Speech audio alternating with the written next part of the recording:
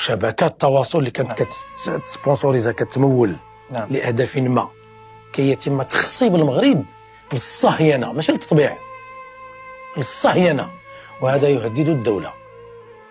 كيف يهدد الدولة؟ هذا لا يسئ لفلسطين فقط. فلسطين قلت ما عطلش عليك أكيد. بنص الحديث في رباط لا تزال طائفة من أمتي على الحق ظاهرين لعدوهم قاهرين لا يضرهم من خذلهم إلا ما أصابهم من لأواء. هم بشر تيتضروا تيتأذوا أذى إلا ما أصابهم أذى. سئل النبي صلى الله عليه وسلم أين هم يا رسول الله؟ شكون هذه المخلوقات فين؟ قال في بيت المقدس، وكان في بيت المقدس. فأنت طبع وتصهين كما بغيتي تضرهم.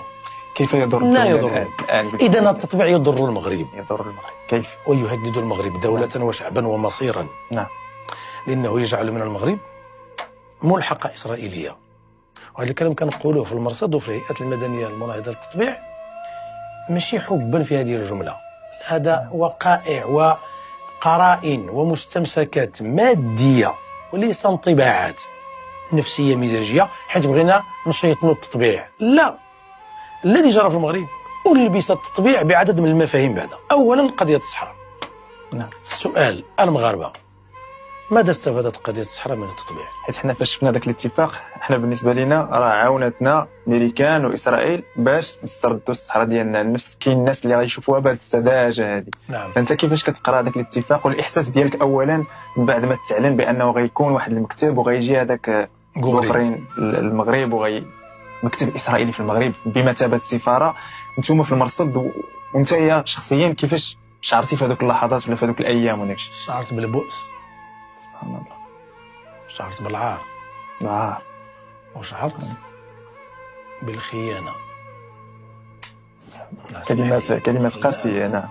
أنا شعرت بالخيانة، خيانة للصحراء ماشي لفلسطين. خيانة دابا أنا للصحراء. دابا فلسطين نعم. نساها. طيب دابا في النقاش حنا كنهضروا دابا على المغرب. هذا الموضوع نسى فلسطين. كيف يضرنا التطبيع في المغرب؟ لا فلسطين. نعم. أولا الصحراء واش حنا عطالين على إسرائيل تعترف لنا بها؟ واحد.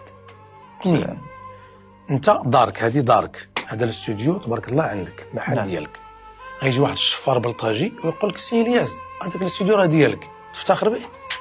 ما عندها حتى معنى. دير له العرس. نعم. دير الزفه. نعم. والله الا الشفار الفلاني قال لي هذا الاستوديو ديالي، والله الا قال لي هذا الفيستا ديالي. نعم.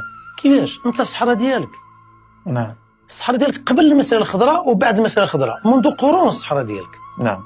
فالزفة التي حصلت أشعرتني كمواطن مغربي بسيط بأن دولتي والقرار المركزي في الدولة كأنه كان يشك في مغربية الصحراء، إن الزفة كبيرة. نعم. وجات في آخر أسبوع ديال ترامب في البيت الأبيض، ساقط انتخابيا بالمناسبة.